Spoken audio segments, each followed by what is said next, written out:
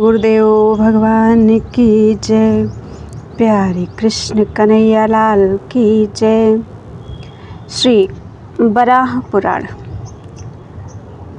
अध्याय 21 गौरी की उत्पत्ति का प्रसंग, द्वितीय तिथि एवं रुद्र द्वारा जल में तपस्या, दक्ष के यज्ञ में रुद्र और विष्णु का संघर्ष। राजा प्रजापाल ने पूछा, महाप्राज्ञ परम पुरुष परमात्मा की शक्ति रूपा गौरी ने, जिनका सभी देवदानव स्तवन करते रहते हैं, किस वरदान के प्रभाव से सगुण विग्रह धारण किया? मुनिवर महातपा ने कहा, जब अनेक रूपों वाले रुद्र की उत्पत्ति हो गई तो उनके पिता प्रजापति ब्रह्मा ने स्वयं भगवान नारायण के श्री विग्रह से प्रकटित हुई परम मंगलमयी गौरी को भार्या रूप में वरण करने के लिए दे दिया। इन गौरी देवी को भारती भी कहा जाता है। परम सुंदरी गौरी को पाकर रुद्र की प्रसन्नता की सीमा न रही। तदनंतर ब्रह्मा जी ने कहा, रुद्र तुम तप के प्रभाव से प्रजाओं की सृष्टि करो। इस पर रुद्र मौन हो गए। फिर ब्रह्मा ने जब बार बार प्रेरणा की तो रुद्र ने उत्तर दिया, इस कार्य में मैं असमर्थ हूँ। इस पर ब्रह्मा जी ने कहा, तब तुम तप रूपी धन का संचय करो, क्योंकि कोई भी तपोहीन पुरुष प्रजाओं की सृष्टि नहीं कर सकता। यह सुनकर परम शक्तिशाली रुद्र जल में निमग्न हो गए। जब देवाधिदेव रुद्र जल में प्रविष्ट हो गए तो ब्रह्मा जी ने उस परम सुंदरी कन्या गौरी को पुनः अपने शरीर के भीतर अंतर्हित कर लिया। तत्पश्चात उनके मन में पुनः सृष्टि का संकल्प होने पर 7 मानस पुत्रों की उत्पत्ति हुई। प्रजापति दक्ष भी उनके साथ प्रकट हुए। इसके बाद प्रजाओं की सृष्टि सम्यक प्रकार से बढ़ने लगी। इंद्र सहित समस्त देवता, 8 वसु, रुद्र, आदित्य और मरुदगण ये सभी प्रजापति दक्ष की कन्याओं के वंशज विख्यात हुए। इन गौरी के विषय में पहले भी कहा जा चुका है। कालांतर में ब्रह्मा जी ने उन्हें दक्ष प्रजापति की पुत्री के रूप में प्रदान किया। ब्रह्मा जी ने पूर्व काल में इन्हीं गौरी का विवाह महात्मा रुद्र के साथ किया था। नृपवर भगवान श्री हरि के विग्रह से प्रकट हुई वही गौरी दक्ष की पुत्री होकर दाक्षायणी कहलाई। दक्ष प्रजापति ने जब अपनी कन्याओं से उत्पन्न हुए दौहित्रों देवताओं के समाज को देखा तो उनका अंतःकरण प्रसन्नता से भर उठा। साथ ही अपने कुल की समृद्धि कामना से प्रजापति ब्रह्मा को प्रसन्न करने के लिए उन्होंने यज्ञ आरंभ कर दिया। उस यज्ञ में मरीचि आदि सभी ब्रह्मा के पुत्र अपने अपने विभाग में व्यवस्थित होकर ऋत्विजों का कार्य करने लगे। स्वयं मुनिवर मरीचि ब्रह्मा बने। दूसरे ब्रह्मपुत्र अन्य अन्य स्थानों पर नियुक्त हुए। अत्रि ऋषि को यज्ञ में अन्य स्थान प्राप्त हुआ। अंगिरा मुनि इस यज्ञ में अग्निन्द्र बने। पुलस्त्य होता हुए और पुलह उद्गाता उस यज्ञ में महान तपस्वी क्रतु प्रस्तोता बने। प्रचेता मुनि प्रतिहर्ता का स्थान सुशोभित कर रहे थे। महर्षि वशिष्ठ उस यज्ञ में सुब्रह्मण्य पद पर अधिष्ठित थे। चारों सनत कुमार यज्ञ के सभासद थे। इस प्रकार ब्रह्मा जी से सभी लोगों की सृष्टि हुई है, अतएव वे सभी के द्वारा यजन करने योग्य हैं। इसी कारण यज्ञ के आराध्य ब्रह्मा जी स्वयं उस यज्ञ में उपस्थित थे। पितृगण भी प्रत्यक्ष रूप धारण करके वहां पधारे थे। उन लोगों की प्रसन्नता से जगत में प्रसन्नता छा जाती है। वहां अपना भाग चाहने वाले सभी देवता, आदित्य, वसुगण, विश्वदेव, पितर, गंधर्व और मरुदगण सबको निर्दिष्ट यथोचित भाग प्राप्त हो गए। ठीक उसी समय वे रुद्र, जो बहुत पहले ब्रह्मा जी के कोप से प्रकट हुए थे और जिन्होंने अगाध जल से बाहर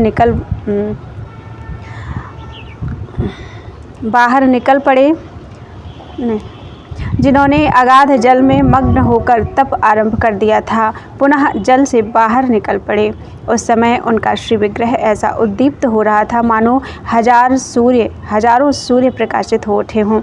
वे भगवान रुद्र संपूर्ण ज्ञान के निधान थे। समस्त देवता उनके अंगभूत हैं। वे परम विशुद्ध प्रभु तपोबल के प्रभाव से सारे सृष्टि प्रपंच को प्रत्यक्ष देखने की सामर्थ्य से युक्त थे। नरश्रेष्ठ तत्काल ही उनसे 5 दिव्य सर्ग उत्पन्न हुए। इसके अतिरिक्त 4 भौम सर्गों की भी उनसे उत्पत्ति हुई, जिनमें मरणधर्मा जीव भी थे। राजन, अब तुम इस रुद्र सृष्टि का प्रसंग सुनो। जब एकादश रुद्रों के अधिपति भगवान महारुद्र 10,000 वर्षों तक तप करके उस अगाध जल के ऊपर आए तो उन्होंने देखा वन उपवनों से युक्त सस्य श्यामला पृथ्वी परम रमणीय प्रतीत हो रही है। उस पर मनुष्यों और पशुओं की भरमार हो रही है। उन्हें दक्ष प्रजापति के भवन में गूंजते हुए ऋतुजों के शब्द भी सुनाई पड़े। साथ ही यज्ञशाला में याज्ञिक पुरुषों के द्वारा उच्च स्वर से किया जाता हुआ वेदगान भी सुनाई पड़ा। तत्पश्चात उन महान तेजस्वी एवं सर्वज्ञ परम प्रभु रुद्र के मन में अपार क्रोध उमड़ पड़ा। वे कहने लगे, अरे, ब्रह्मा जी ने सर्वप्रथम अपनी संपूर्ण अंतः शक्ति का प्रयोग करके मेरी सृष्टि की और मुझसे कहा कि तुम प्रजाओं की सृष्टि करो। फिर वह सृष्टि कार्य दूसरे किसी व्यक्ति ने संपन्न कर दिया। ऐसा कहकर परम प्रभु भगवान रुद्र क्रोधित होकर बड़े जोर से गरज उठे। उस समय उनके कानों से तीव्र ज्वालाएं निकल पड़ी। उन ज्वालाओं से भूत, बेताल, अग्निमय, प्रेत एवं पूतनाएं करोड़ों की संख्या में प्रकट हो गई। वे सभी अपने अपने हाथों में अनेक प्रकार के आयुध लिए हुए थे। जब उन भूतगणों ने भगवान रुद्र की ओर दृष्टि डाली तो स्वयं उन परमेश्वर ने एक अत्यंत सुंदर रथ की भी रचना कर ली। उस रथ में 2 सुंदर मृग अश्वों के स्थान पर कल्पित हुए थे। तीनों तत्व ही रथ के 3 दंडों का काम कर रहे थे।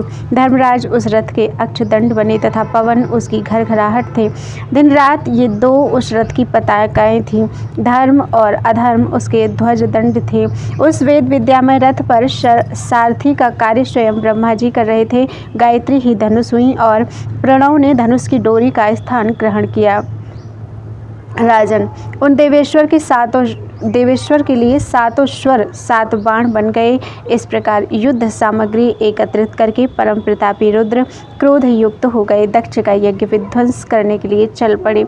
जब भगवान शंकर वहां पहुंचे तो ऋतुजों के मंत्र विस्मृत हो गए। यज्ञ के विपरीत इस अशुभ लक्षण को देखकर उन सभी ऋतुजों ने कहा, देवतागण, आप लोग शीघ्र सावधान हो जाएं। आप सभी के सामने कोई महान भय उपस्थित होने वाला है। संभवतः ब्रह्मा द्वारा निर्मित कोई बलवान असुर यहाँ आ रहा है। मालूम होता है कि इस परम दुर्लभ यज्ञ में भाग पाने के लिए उसके मन में विशेष इच्छा जागृत हो गई है। इस पर देवतागण अपने मातामह दक्ष प्रजापति से बोले, तात, इस अवसर पर हम लोगों को क्या करना चाहिए? आप जो उचित हो वह बताने की कृपा करें। दक्ष प्रजापति ने कहा, आप सभी लोग तुरंत शस्त्र उठा लें और युद्ध आरंभ कर दें। उनके ऐसा कहते ही अनेक प्रकार के आयुध धारण करने वाले देवताओं एवं रुद्र के अनुचरों में घोर संग्राम छिड़ गया। उस युद्ध में बेताल, भूत, कूष्मांड, पूतनाएं और अनेक ग्रह आयुध हाथ में लेकर लोकपालों के साथ भिड़ गए। रुद्र के अनुचर भूतगण आकाश में जाकर भयंकर बाण, तलवार और फरसे चलाने लगे। उस समरभूमि में उन भयंकर भूतों के पास उल्काएं, अस्थि समूह तथा बाण प्रचुर मात्रा में थे। युद्ध भूमि में रुद्रदेव के देखते देखते वे क्रोधपूर्वक देवताओं पर प्रचंड प्रहार करने लगे। तदनंतर संग्राम का रूप अत्यंत भयावह हो गया। रुद्र ने भग देवता के दोनों नेत्र एक ही बाण से छेद दिए। उनके बाणों से भग नेत्रहीन हो गए। यह देखकर तेजस्वी पूषा को क्रोध आ गया और वे रुद्र से जा भिड़े। उस महान युद्ध में पूषा ने बाणों का जाल सा बिछा दिया और यह देखकर शत्रुहंता रुद्र ने पूषा के सभी दांत तोड़ डाले। रुद्र द्वारा पूषा का दंतभंग देखकर देवसेना में सब ओर भगदड़ मच गई। फिर तो 11 रुद्र वहां आ गए। तदनंतर आदित्यों में सबसे कनिष्ठ परम प्रतापी भगवान विष्णु सहसा वहां आ पहुँचे। उन्होंने देवसेना को इस प्रकार हतोत्साहित हो दिशा विदिशाओं में भागते देखकर कहा, वीरों, पुरुषार्थ का परित्याग करके तुम लोग कहाँ भागे जा रहे हो? तुम वीरोचित दर्प, महिमा, दृढ़ निश्चय, कुल मर्यादा एवं ऐश्वर्य भाव इतनी जल्दी कैसे भुला बैठे? तुम्हारे भीतर ब्रह्मा के सभी गुण विराजमान हैं। तुम्हें दीर्घायु भी प्राप्त हो चुकी है। अतएव भूमि पर गिरकर उन पद्म योनि प्रजापति को साष्टांग प्रणाम करो। यह प्रयास कभी व्यर्थ नहीं जाएगा और युद्ध के लिए सन्नद्ध हो जाओ। उस समय भगवान जनार्दन के श्री अंगों में पीताम्बर सुशोभित हो रहा था। उनके हाथों में शंख, चक्र एवं गदा विद्यमान थे। देवताओं से ऐसा कहकर भगवान श्री हरि गरुड़ पर आरूढ़ हो गए। फिर तो भगवान रुद्र से उनका रोमांचकारी युद्ध छिड़ गया। रुद्र ने पाशुपत अस्त्र से विष्णु को और विष्णु से ने कुपित होकर रुद्र पर नारायणास्त्र का प्रयोग किया। उनके द्वारा प्रयुक्त नारायणास्त्र और पाशुपतास्त्र दोनों आकाश में परस्पर टकराने लगे। 1000 दिव्य वर्षों तक उनका यह भीषण युद्ध चलता रहा। उस संग्राम में एक के मस्तक पर मुकुट सुशोभित हो रहा था तो दूसरे का सिर जटाजाल से भूषित था। एक शंख बजा रहे थे तो दूसरे के हाथ में मंगलमय डमरू का वादन हो रहा था। एक तलवार लिए हुए थे तो दूसरे दंड। एक का सर्वांग कंठहार में संलग्न कौस्तुभ मणि से उद्भासित हो रहा था तो दूसरे के श्रीअंग भस्म द्वारा भूषित हो रहे थे। एक पीतांबर धारण किए हुए थे तो दूसरे सर्प की मेखला। ऐसे ही उनके रौद्राष्ट्र और नारायणाष्ट्र में भी परस्पर होड़ मची हुई थी। उन हरि और हर दोनों में बल की एक से एक अधिकता प्रतीत होती थी। यह देखकर पितामह ब्रह्मा जी ने उनसे अनुरोध किया, आप दोनों उत्तम व्रतों की पालन करने वाले हैं, अतएव अपने अपने स्वभाव के अनुसार अस्त्रों को शांत कर दें। ब्रह्मा जी के इस प्रकार कहने पर विष्णु और शिव दोनों शांत हो गए। तत्पश्चात ब्रह्मा जी ने उन दोनों से कहा, आप दोनों महानुभाव हरि और हर के नाम से जगत में प्रतिष्ठा प्राप्त करते हैं।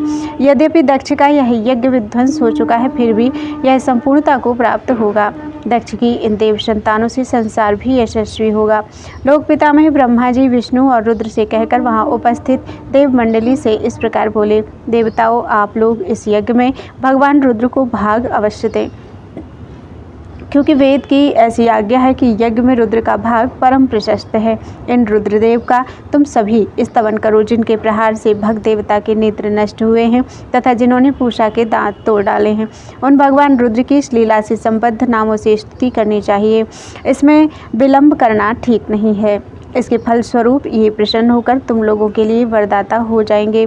जब ब्रह्मा जी ने देवताओं से इस प्रकार कहा तो वे आत्मयोनि ब्रह्मा जी को प्रणाम करके परम अनुराग पूर्वक परमात्मा भगवान शिव की स्तुति करने लगे। देवगण बोले, भगवान, आप विषम नेत्रों वाले त्र्यंबक को मेरा निरंतर नमस्कार है। आपके सहस्र अनंत नेत्र हैं तथा आप हाथ में त्रिशूल धारण करते हैं, आपको बार बार नमस्कार है। खट्वांग और दंड धारण करने वाले आप प्रभु को मेरा बारंबार नमस्कार है। भगवान, आपका रूप अग्नि की प्रचंड ज्वालाओं एवं करोड़ों सूर्यों के समान कांतिमान है। प्रभु, आपका दर्शन प्राप्त न होने से हम लोग जड़ विज्ञान का आश्रय लेकर पशुत्व को प्राप्त हो गए थे। त्रिशूल पाणे तीन नेत्र आपकी शोभा बढ़ाते हैं। आर्त जनों का दुख दूर करना आपका स्वभाव है। आप विकृत मुख एवं आकृति बनाए रहते हैं। संपूर्ण देवता आपके शासनवर्ती हैं। आप परम शुद्ध स्वरूप सबके सृष्टा तथा रुद्र एवं अच्युत नाम से प्रसिद्ध हैं। आप हम पर प्रसन्न हों। इन पूषा के दांत आपके हाथों से भग्न हुए हैं। आपका रूप भयावह है। बृहत्काय वासुकी नाग को धारण करने से आपका कंठदेश अत्यंत मनोरम प्रतीत होता है। अच्युत, आप विशाल शरीर वाले हैं। हम देवताओं पर अनुग्रह करने के लिए आपने जो कालकूट विष का पान किया था, उसी से आपका कंठ भाग नील वर्ण का हो गया है। सर्वलोक महेश्वर विश्वमूर्ते, आप हम पर प्रसन्न होने की कृपा करें। भग के नेत्र को नष्ट करने में पटु देवेश्वर, आप इस यज्ञ का प्रधान भाग स्वीकार करने की कृपा कीजिए। नीलकंठ, आप सभी गुणों से संपन्न हैं। प्रभु, आप प्रसन्न हों और हमारी रक्षा करें। भगवान, आपका स्वतः सिद्ध स्वरूप गौरवर्ण से शोभा पाता है। कपाली, त्रिपुरारी और उमापति, ये आपके ही नाम हैं। पद्मयोनि ब्रह्मा से प्रकट होने वाले भगवान, आप सभी भयों से हमारी रक्षा करें। देवेश्वर, आपके श्री विग्रह के अंतर्गत हम अनेक सर्ग एवं अंगों सहित संपूर्ण वेद विद्याओं, उपनिषदों तथा सभी अग्नियों को भी देख रहे हैं। परम प्रभु, भाव, सर्व, महादेव, पिनाकी, हर और रुद्र, ये सभी आपके ही नाम हैं। विश्वेश्वर, हम आपको प्रणाम करते हैं। आप हम सब की रक्षा कीजिए। इस प्रकार देवताओं की स्तुति करने पर देवाधिदेव भगवान रुद्र प्रसन्न होकर उनके प्रति बोले। भगवान रुद्र ने कहा, देवताओं, भग को नेत्र तथा पूषा को दांत पुनः प्राप्त हो जाएं। दक्ष का यज्ञ पूर्ण हो जाए। देवताओं, तुम लोगों में पशुत्व आ गया था, उसे भी मैं दूर कर दूंगा। मेरे दर्शन के प्रभाव से देवता उस पशुत्व से मुक्त होकर शीघ्र ही पशुपतित्व को प्राप्त होंगे। मैं आदि सनातन काल से संपूर्ण विद्याओं का अधीश्वर हूँ। पशुओं अर्थात बद्ध जीवों में मैं उनके अधीश्वर रूप में था, अतः लोक में मेरा नाम पशुपति होगा। जो मेरी उपासना करेंगे वे पाशुपत दीक्षा से युक्त होंगे। भगवान रुद्र के ऐसा कहने पर लोक पितामह ब्रह्मा जी अत्यंत स्नेहपूर्वक हंसते हुए उनसे बोले, रुद्रदेव, आप निश्चय ही जगत में पशुपति नाम से प्रसिद्ध होंगे। साथ ही यह दक्ष भी आपके संबंध से शुद्ध होकर संसार में ख्याति प्राप्त करेगा। संपूर्ण संसार द्वारा इसका सम्मान होगा। परम मेधावी ब्रह्मा जी रुद्र से ऐसा कहकर दक्ष से बोले, वत्स, मैंने गौरी को तुम्हें पहले से सौंप रखा है, उसे तुम इन रुद्र को दे दो। परम सुंदरी गौरी ने दक्ष के घर में कन्या रूप से जन्म ग्रहण किया था। ब्रह्मा जी के कहने पर उन्होंने महाभाग रुद्र के साथ उनका विवाह कर दिया। दक्ष कन्या गौरी का रुद्र के पाणिग्रहण पर कर लेने पर दक्ष का सम्मान उत्तरोत्तर बढ़ता गया। जब ब्रह्मा जी ने रुद्र को निवास के लिए कैलाश पर्वत की दिया, तब रुद्र अपने गणों के साथ कैलाश पर्वत पर चले गए। ब्रह्मा जी भी दक्ष प्रजापति को साथ लेकर अपनी पुरी में पधारे। बोलो वृंदावन बिहारी लाल की जय। त्वदीयं वस्तु गोविंद तुभ्यमेव समर्पये, तेन त्वदङ्घ्रिकमले रतिं मे यच्छ शाश्वतीम्।